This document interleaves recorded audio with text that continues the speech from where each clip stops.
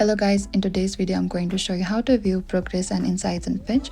Finch is a self-care mental wellness app designed to help users build healthy routines through small daily action, reflection and guided activities alongside a virtual pet companion and to help users understand their growth over time.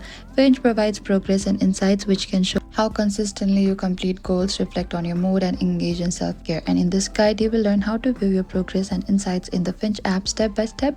So first start by opening to the Finch app on your phone and make sure you are logged into your account, and from the home screen tap the three-line menu in the top left, and over here you need to select to this insight just below my self-care areas, and over here you'll see an overview of your activity including your daily goal completion, self-care streaks, reflection and check-ins, adventure and activity history. This section helps you track how often you're showing up for yourself, and viewing progress and insights in Finch allows you to reflect on your self-care journey in a gentle, encouraging way. Instead of pressure, Finch focuses on growth, awareness and small positive steps over time.